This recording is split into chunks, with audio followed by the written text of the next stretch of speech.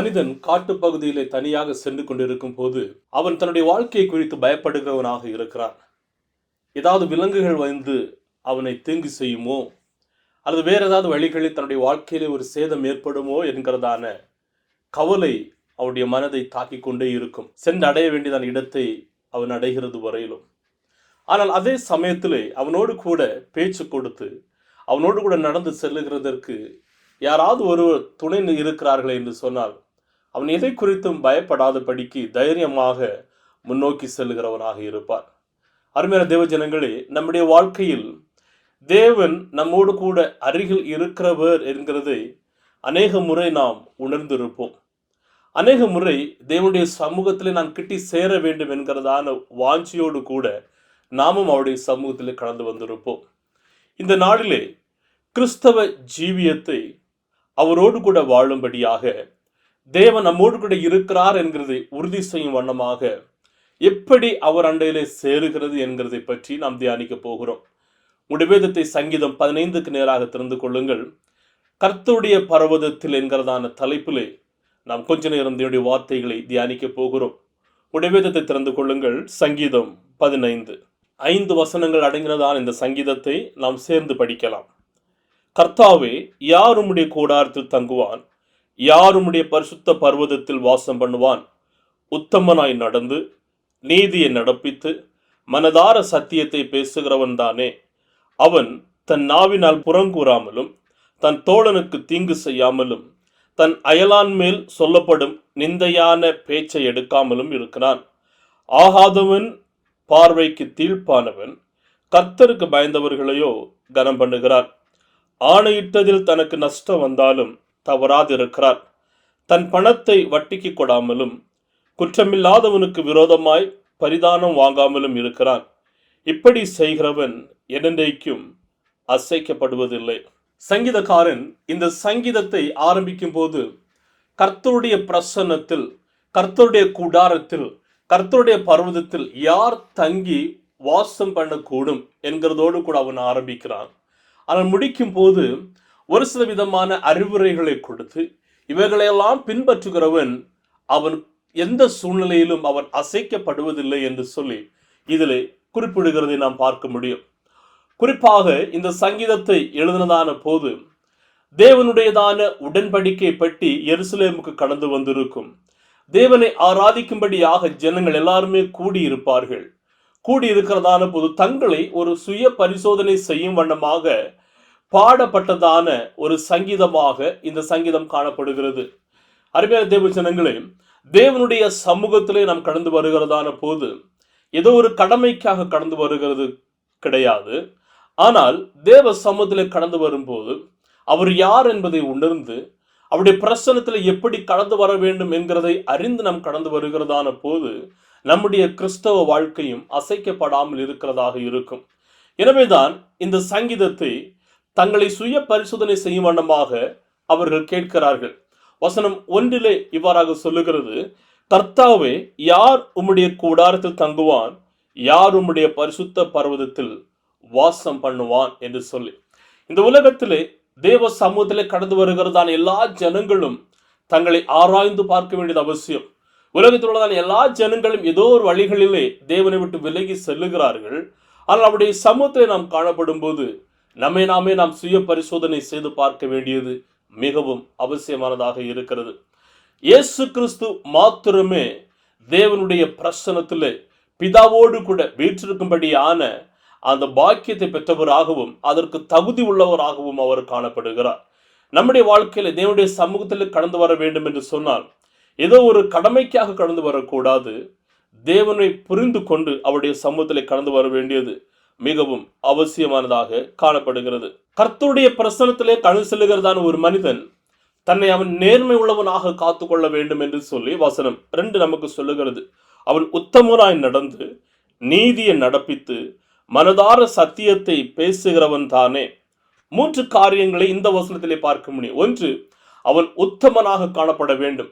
எந்த விதமான குற்றம் சாட்டப்படாதவனும் எந்த விதமான பழிகளும் அவனுடைய வாழ்க்கையிலே இல்லாததான ஒரு மனிதனாகவும் அவன் காணப்பட வேண்டும். எல்லா விதத்திலும் அது ஒரு ஆவிக்குரிய வாழ்க்கையிலா இருக்கட்டும், தன்னுடைய தனிப்பட்ட வாழ்க்கையிலாக இருக்கட்டும், தன்னுடைய வேலை செய்கிற இடங்களிலாக இருக்கட்டும், அவன் தன்னுடைய உத்தமத்தை காத்து கொள்ளுகிறதான ஒரு வாழ்க்கையை வாழ வேண்டும் என்று சொல்லி வேதம் கற்றுக் கொடுக்கிறது. ஆலயத்திற்கு கடந்து செல்லுகிறதுனால் நான் உத்தமன் என்று நாம் சொல்ல முடியாது, அல்லது ஊழியங்களிலே ஈடுபடுகிறதுனால் நாம் உத்தமர்கள் என்று சொல்ல முடியாது. ஆனால் நாம் தேவனுக்கென்று முழுமையாக ஒப்பு கொடுத்து அவருக்காக ஒரு நேர்மையான உத்தமமான ஒரு வாழ்க்கையை வாழுகிறது மிகவும் தகுந்ததாக இருக்கிறது. தேவன் யோபு என்கிறதான ஒரு மனிதனை குறித்து அவர் சாட்சி கொடுக்கிறார். யோபு 1வது அதிகாரம் 1வது வசனத்திலே, ஊத்ஸ் தேசத்திலே யோபு என்னும் பெயர் கொண்ட ஒரு மனுஷன் இருந்தான். அந்த மனிதன் உத்தமனும் சன்மார்க்கனும் தேவனுக்கு பயந்து பொல்லாப்புக்கு விலகுகிறவனுமாய் காணப்பட்டான். யோபு அவன் உத்தமனாக காணப்படுகிறான். தேவனுடைய வழிகளிலே நடக்கிறவனாக இருக்கிறான். தேவ பாதையிலே அவன் ஓடுகிறவனாக இருக்கிறான். அவனுடைய வாழ்க்கையிலே வேதனைகள், வியாகுலங்கள், பலவீனங்கள் கடந்து வருகிறது. ஆனாலும் தன்னுடைய உத்தமத்திலே அவன் நிலை நிற்கிறான் என்று சொல்லி நாம் வேதத்திலே பார்க்க முடியும். தேவன் நம்முடைய வெளியரங்கமான அழகை அவர் பார்க்கிறது இல்லை, வெளியரங்கமான சூழ்நிலை அவர் பார்க்கிறது இல்லை, நம்முடைய உள்ளந்திரியங்களை அவர் பார்க்கிற தேவனாக காணப்படுகிறார். நீதிமொழிகள் 10:9 சொல்லுகிறது, உத்தமமாய் நடக்கிறவன் அவன் பத்திரமாய் நடக்கிறான். உத்தமமான ஒரு வாழ்க்கையை அவன் கை கொள்ளுகிறவன் தேவையில்லாத பழக்கங்களுக்கு ஈடுபடாத படிக்கு தேவன் தனக்கு கற்றுக் கொடுத்ததான பாதைகளிலே அவன் ஓடுகிறவனாக இருக்கிறான். அதோடு கூட மாத்திரமல்ல, அவன் நீதியை நடப்பிக்கிறவனாகவும் காணப்படுகிறான். நீதியிலே அவன் நடக்கிறவனாக இருக்கிறான். அநியாயமான காரியங்களுக்கும் தேவையில்லாத பழக்கங்களுக்கும் அவன் தன்னை ஒருபோதும் ஈடுபடுத்திக் கொள்ளுகிறதே கிடையாது. தேவனுக்கேற்ற வழியிலே நடக்கிறான். அவன் உண்மையை பேசுகிற ஒரு மனிதனாக காணப்படுகிறான்.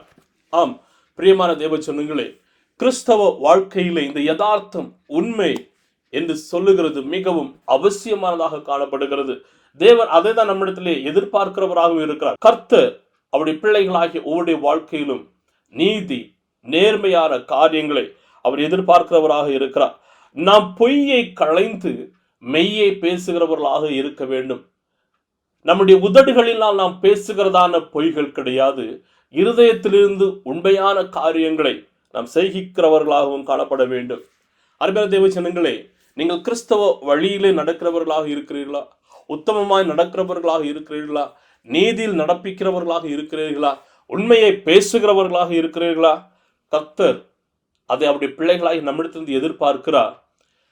ஒருவேளை அப்படி நடக்காத சூழ்நிலை இருக்கிறது என்று சொன்னால் அவரிடத்தில் நாம் கேட்க வேண்டியது அவசியம். வசனம் 3 சொல்லுகிறது, நம்முடைய வாயிலிருந்து புறப்படுகிறதான வார்த்தைகள் பிறருடைய காயங்களை கட்ட வேண்டும், பிறரை அழிக்க கூடாது. வசனம் 3, அவன் தன் நாவினால் புறங்கூறாமலும் தன் தோழனுக்கு தீங்கு செய்யாமலும் தன் அயலான் மேல் சொல்லப்படும் நிந்தையான பேச்சை எடுக்காமலும் அவன் காணப்படுகிறான். தேவனுடைய சமூகத்திலே, தேவனுடைய பர்வதத்திலே வாழ வேண்டும் என்று முயற்சிக்கிறவன் தன்னுடைய நாவை காத்து கொள்ளுகிறவனாக காணப்படுகிறான். நம்முடைய வார்த்தைகள் பிறருக்கு தீங்கு செய்யக்கூடாது. நம்முடைய வார்த்தைகள் பிறரை காயப்படுத்தக்கூடாது. நம்முடைய வார்த்தைகள் தேவையில்லாத வார்த்தைகளை வெளியே கொண்டு வரக்கூடாது. ஆனால் தேவனுக்கு பிரியமான வார்த்தைகளை அது கொண்டு வருகிறதாக இருக்கும் என்று சொன்னால், நீதிமொழிகள் 18:21 சொல்லுகிறது, மரணமும் ஜீவனும் நாவின் அதிகாரத்தில் இருக்கும், அதில் பிரியப்படுகிறவர்கள் அதன் கனியை புசிப்பார்கள். யாக்கோபு 1:26, உங்களில் ஒருவன் தன் நாவை அடக்காமல் தன் இருதயத்தை வஞ்சித்து தன்னை தேவ பக்தி உள்ளவன் என்று எண்ணினால் அவனுடைய தேவ பக்தி வீணாயிருக்கும். நாம் ஆலயத்துக்கு சொல்லுகிறேன் கிறிஸ்தவன் என்று சொல்லிக்கொண்டு நம்முடைய வாயின் வார்த்தைகளை தேவையில்லாத வார்த்தைகளுக்கு பயன்படுத்தினால் அவனுடைய கிறிஸ்தவ ஜீவிதம் பிரயோஜனம் இல்லாமல் இருக்கும் என்று யாக்கோபு சொல்லுகிறார். இன்னும் ஒரு பகுதியில் யாக்கோபு சொல்லுகிறார். யாக்கோபு 3:5-10 வரையிலும் படிக்கிறதான போது, நம்முடைய நாவானது ஒரு சிறிய அவயவமாக காணப்படுகிறது, ஆனால் அது மிக பெரிதான தீங்கை கொண்டு வருவிக்கிறதாக இருக்கும் என்று சொல்லி. அருமையான தேவ ஜனங்களே, நம்முடைய நாவை நாம் காத்துக்கொள்ள வேண்டும். நம்முடைய வாயின் வார்த்தைகளை நாம் காத்துக்கொள்ள வேண்டும். எபேசியர் 4:29 சொல்லுகிறது, கெட்ட வார்த்தைகள் ஒன்றும் உங்களுடைய வாயிலே புறப்பட வேண்டாம். லேவியராகும் 19:16 சொல்லுகிறது, உன் ஜனங்களுக்குள்ளே அங்கும் இங்கும் கோல் சொல்லி திரியாயாக. ஒருபோது நாம் தேவையில்லாத வார்த்தைகளுக்கும் புறங்கூறுகிறதான வார்த்தைகளுக்கும் நம்முடைய நாவை நாம் பயன்படுத்தவே கூடாது. பிறர் மீது தேவையில்லாத பழி சுமத்துகிறதற்கும் நிந்தையான பேச்சுகளை சுமத்துகிறதற்கும் கோல் சொல்லுகிறதற்கும் நம்முடைய நாவை ஒருபோது பயன்படுத்தக்கூடாது. துதித்தலும் சபித்தலும் ஒரே வாயிலிருந்து புறப்படலாகாது. நாம் தேவனை உயர்த்துகிறவர்கள், தேவனை துதிக்கிறவர்கள், தேவனுடைய பிரசன்னத்தை வாஞ்சிக்கிறவர்கள், அவர் காட்டினதான பாதையிலே நாம் வாழ வேண்டியதும் ஓட வேண்டியதும் மிகவும் அவசியமானதாக இருக்கிறது. நம்முடைய வார்த்தைகள் தேவனுடையதான அன்பை பிரதிபலிக்கட்டும். நம்முடைய வார்த்தைகள் தேவனுடையதான குணாதிசயங்களை பிரதிபலிக்கட்டும். நம்முடைய வார்த்தைகள் தேவனுடையதான கிரியைகளை பிரதிபலிக்கட்டும். நம்முடைய வார்த்தைகள் தேவ வார்த்தைகளாக பிறருடைய வாழ்க்கையிலே கடந்து செல்லட்டும். மூன்றாவதாக பார்க்கும்போது வசனம் 4, கர்த்தருடைய பிரசன்னத்தை வாஞ்சிக்கிறவன் கர்த்தருடைய பர்வதத்திலே பிரவேசிக்கிறதற்கு யார் பாக்கியவான் என்று சொன்னால், அவன் பிறனை கனம் பண்ணுகிறவனாகவும் தேவனுக்கு பயப்படுகிறவனாகவும் இருப்பான். வசனம் 4, ஆகாதவன் அவன் பார்வைக்கு தீழ்ப்பானவன் கர்த்தருக்கு பயந்தவர்களையோ கனம் பண்ணுகிறான். ஆணையிட்டதில் தனக்கு நஷ்டம் வந்தாலும் தவறாது இருக்கிறான். ஒரு பரிசுத்த ஜீவியத்தை ஜீவிக்கிறதான ஒரு மனிதன் துன்மார்க்கருடைய ஆலோசனையில் அவர்கள் பிரியப்படுகிறது இல்லை. துன்மார்க்கருடைய நடத்தையில் அவர்கள் பிரியப்படுகிறது இல்லை. மாறாக அவர்கள் தேவனுக்கு பயந்து தேவனை கனம் பண்ணுகிறவர்களாகவும் பிறரை கனம் பண்ணுகிறவர்களாகவும் காணப்படுவார்கள். மத்தேயு 5:37 சொல்லுகிறது, அவர்கள் உள்ளதை உள்ளதென்றும் இல்லதை இல்லதென்றும் சொல்லுகிறவர்களாக இருப்பார்கள். ரோமர் 12:9 சொல்லுகிறது, உங்களுடைய அன்பு மாயமற்றதாக இருப்பதாக தீமையை வெறுத்து நன்மையை பின்பற்றி கொண்டிருங்கள் என்று சொல்லி பிறரை கனம் பண்ணுகிறது மிகவும் அவசியமானதாக இருக்கிறது. பிரசங்கி 5:4 வரையிலும் பார்க்கும்போது, நாம் ஒரு பொருத்தனையை தேவனுக்கு செய்து கொண்டால் அதை செலுத்த தாமதியாதே, அவர் மூடரில் பிரியப்படுகிறதில்லை. நீ நேர்ந்து கொண்டதை செய், நேர்ந்து கொண்டதை செய்யக்கூடாமற் போனால் நேர்ந்து கொள்ளாதிருப்பாயாக, அதுவே நலமானதாக இருக்கும் என்று சொல்லி அநேக ஜனங்கள் தங்களுடையதான பெயரையும் புகழையும் அவர்கள் கொண்டாடுகிறவர்களாக இருப்பார்கள். ஆனால் ஒரு உண்மையான கிறிஸ்தவன் எதை கொண்டாட வேண்டும் என்று சொன்னால், தேவனுக்கு பயந்து நடக்கிறதையும் தேவனை கனம் பண்ணுகிறதையும் மற்றவர்களை மதிக்கிறதையும் மற்றவர்களை கிறிஸ்துவுக்குள்ளதாக நேசிக்கிறதையும் அவன் கனம் பண்ணுகிறவனாக காணப்பட வேண்டும். பலவிதமான சோசியல் மீடியாக்களுக்கும் பலவிதமான காரியங்களுக்கும் தன்னுடைய வாழ்க்கைகளை அவன் ஈடுபடுத்தி அப்படியே விழுந்து விடுகிறவன் அல்ல, மாறாக தேவனுடையதான வார்த்தைகளை உயர்த்துகிறவனாகவும் தேவனுடையதான பாதையிலே தன்னை காத்து கொள்ளுகிறவனாகவும் அவன் காணப்பட வேண்டும். கடைசியாக நாம் பார்க்கும்போது, நம்முடைய கரங்களை தேவையில்லாத பேராசைகளுக்கும் அநீதிகளுக்கும் நாம் ஈடுபடுத்தாதபடிக்கு நம்மை ஒரு சுத்தமுள்ளவர்களாக காத்துக்கொள்ள வேண்டும். வசனம் 5, தன் பணத்தை வட்டிக்கு கொடாமலும் குற்றமில்லாதவனுக்கு விரோதமாய் பரிதானம் வாங்காமலும் இருக்கிறான். இப்படி செய்கிறவன் என்றென்றைக்கும் அசைக்கப்படுவதில்லை. தேவனுடைய பர்வதத்திலே பிரவேசிக்கிறதற்கும் தேவனுடைய கூடாரத்திலே தங்குகிறதற்கும் முக்கியமான ஒரு குவாலிட்டி என்னவென்று சொன்னால், அவன் அதிகமாக பேராசைப்படாதிருப்பான். அவன் தன்னுடைய வாழ்க்கையிலே போதும் என்கிறதான மனமுடையவனாக இருப்பான். தனக்கு ஒருவேளை அதிகமாக இருக்கிறதான போது உதவி செய்வான். மாறாக அவன் வட்டிக்கு கொடுத்து தேவனுடைய பெயரை அவன் அவமானப்படாமல் காணப்படுகிறவனாக காணப்படுவான். அதுதான் வேதம் சொல்லுகிறது. பழைய ஏற்பாட்டு காலத்தில் அது எப்படி சொல்லப்பட்டது என்று சொன்னால், திக்கற்றவர்களையும் விதவைகளையும் வஞ்சியாதிருப்பாயாக, பரிதானம் வாங்காதிருப்பாயாக என்று சொன்னால் தேவன் அதை வெறுக்கிறவராக காணப்படுகிறார். திக்கற்றவர்களுக்காகவும் விதவைகளுக்காகவும் தேவன் வழக்காடுகிறவர்களாக காணப்படுவார். சங்கீதம் 24 இன்னும் ஒரு தெளிவான ஒரு அர்த்தத்தை கொடுக்கிறது. 24 வசனம் 3-4, யார் கர்த்தருடைய பர்வதத்தில் ஏறுவான், யார் அவருடைய பரிசுத்த ஸ்தலத்தில் நிலைத்திருப்பான், கைகளில் சுத்தமுள்ளவனும் இருதயத்தில் மாசில்லாதவனுமாயிருந்து தன் ஆத்மாவை மாயைக்கு ஒப்புக்கொடாமலும் கபடாய் ஆணையிடாமலும் இருக்கிறவன் தானே. கர்த்தருடைய பர்வதத்தில் பிரவேசிக்கிறவன், கர்த்தருடைய பிரசன்னத்திலே அவன் தங்குகிறவன் யார் என்று சொன்னால், தன்னுடைய கைகளை சுத்தமுள்ளவனாக வைத்துக் கொள்வான், தன்னுடைய இருதயத்தை சுத்தமுள்ளவனாக வைத்துக் கொள்வான், தன்னுடைய வாழ்க்கையை முழுவதுமாக தேவனுக்கு அவன் ஒப்பு கொடுக்கிறதான ஒரு மனிதனாக அவன் காணப்படுவான். எனவேதான் யாத்திரையாகமம் 22:25 சொல்லுகிறது, உங்களுக்குள் சிறுமைப்பட்டிருக்கிற என் ஜனங்களில் ஒருவனுக்கும் நீங்கள் பணம் கடனாக கொடுத்திருந்தால் வட்டி வாங்குகிறவர்கள் போல அவனிடத்தில் வட்டி வாங்க வேண்டாம். ஒருவருக்கு உதவி செய்கிறதான போது தேவனுடைய பிள்ளைகள் இதில் மிகவும் தெளிவுள்ளவர்களாக இருக்க வேண்டும். வேதம் நமக்கு தெளிவாக கற்றுக் கொடுக்கிறது. என்று சொன்னால் 1 தீமோத்தேயு 6:10 சொல்லுகிறது, பண ஆசை எல்லா தீமைக்கும் வேறாய் இருக்கிறது. பண ஆசை எல்லா தீமைக்கும் வேறாக காணப்படுகிறது என்று சொல்லி. எனவே பணம் நம்முடைய வாழ்க்கையில தேவையானது. ஆனால் அதுதான் நம்முடைய வாழ்க்கையை நிர்ணயிக்கிறது கிடையாது. பேராசை கொண்டு அதிலே விழுந்து விடாத படிக்கு தேவனை பிரியப்படுத்துகிறதான தேவ பிள்ளையாக, தேவ மகனாக, மகளாக நாம் ஜீவிக்க வேண்டியது மிகவும் முக்கியம். தேவனை நம்முடைய எல்லா விதமான செயல்களிலும் கனம் பண்ண வேண்டியது மிகவும் அவசியமானதாக இருக்கிறது. அதே வசனம் 5 கடைசி பகுதி சொல்லுகிறது, இவை எல்லாவற்றையுமே பின்பற்றுகிறவன், இப்படி செய்கிறவன் என்றென்றைக்கும் அசைக்கப்படுவதில்லை. இப்படி இந்த வழிமுறைகளை பின்பற்றுகிறவன் அவன் எந்த சூழ்நிலையிலும் அசைக்கப்படாமல் இருக்கிறான். தேவ பிரசன்னத்தை அவனுடைய வாழ்க்கையில் உணர்கிறவனாக இருப்பான். தேவ பர்வதத்தில் அவன் பிரவேசிக்கிறவனாக இருப்பான். தேவனுடைய பர்வதத்தில் அவன் தங்குகிறவனாகவும் காணப்படுவான். சங்கீதம் 16:8 சொல்லுகிறது, சங்கீதக்காரன் சொல்லுகிறான், கர்த்தரை எப்பொழுதும் எனக்கு முன்பதாக வைத்திருக்கிறேன், அவரின் வலது பரிசத்தில் இருக்கிறபடியால் நான் ஒருபோதும் அசைக்கப்படுவதில்லை. கர்த்தர் நம்முடைய வலது பாரிசத்தில் இருக்கிறதான போது நாம் அசைக்கப்படுவதில்லை. அவரை நம்முடைய வலது பார்சத்தில் வைத்துக் கொள்ள வேண்டும். நமக்கு முன்பதாக நாம் அவரை எப்பொழுதும் எல்லா நிலைகளிலும் வைத்துக் கொள்ள வேண்டியது மிகவும் அவசியமான ஒன்றாக காணப்படுகிறது. எனவே தேவ ஜனங்களே, நம்முடைய கிறிஸ்தவ வாழ்க்கையை நாம் காத்துக்கொள்ள வேண்டும். ஒருவேளை நீங்கள் அநேக விதமான பாடுகள் வழியாக கடந்து செல்லலாம், அநேக விதமான இக்கட்டுகள் வழியாக கடந்து செல்லலாம்.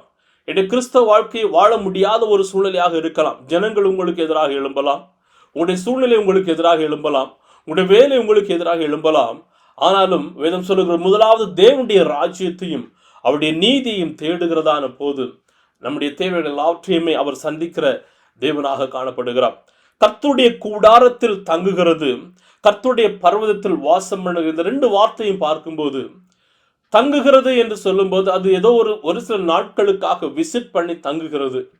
ஆனால் வாசம் செய்கிறது என்று சொல்லுகிறது நிரந்தரமாக, பெர்மனண்டாகவே தங்குகிறதான ஒரு அனுபவமாக காணப்படுகிறது. இன்றைக்கு நீங்கள் தேவனுடைய பிரசனத்தை தங்க வேண்டும் என்று வாஞ்சிக்கிறீர்களா, அல்லது வாசம் செய்ய வேண்டும் என்று வாஞ்சிக்கிறீர்களா? ஏதோ ஒரு குறிப்பிட்ட நாட்களுக்கு மாத்திரமல்ல, உபவாச ஜெபம் நடக்கிறதான போது, அல்லது ஏதோ ஒரு சபை கூடுகை நடக்கிறதான போது மாத்திரமல்ல, ஆனால் எல்லா நிலைகளிலும் அவரோடு கூட மிகவும் இணைந்து இருக்கிறவர்களாக காணப்பட வேண்டும், வாசம் செய்கிறவர்களாக காணப்பட வேண்டும். அதை தான் அவர் அவருடைய பிள்ளைகளாக நம்முடைய வாழ்க்கையை எதிர்பார்க்கிறார். கிறிஸ்தவ வாழ்க்கை நாம் இப்படி வாழுகிறதான போது அவருடைய பிரசனத்தை நம்முடைய வாழ்க்கையில் உணர முடியும், அவருடைய வல்லமைகளை உணர முடியும். நாம் முடியாது என்று நினைக்கிறதான சூழ்நிலைகளை அவர் முடியும் என்று முடித்து காட்டுகிற தேவனாக காணப்படுகிறார். நம்மால் கூடாது என்று இருக்கிறதை அவர் நமக்கு நடத்தி காட்டுகிற தேவனாக காணப்படுகிறார். அதை நாம் செய்ய வேண்டியது என்னவென்று சொன்னால், இந்த உலக பிரகாரமான காரியங்களை எல்லாம் மாற்றிவிட்டு அவரோடு கூட நாம் வாசம் பண்ணுகிறதற்கு என்னென்ன காரியங்கள் நாம் முயற்சிக்க வேண்டுமோ, கடைபிடிக்க வேண்டுமோ, அதை செய்கிறவர்களாக காணப்பட வேண்டும்.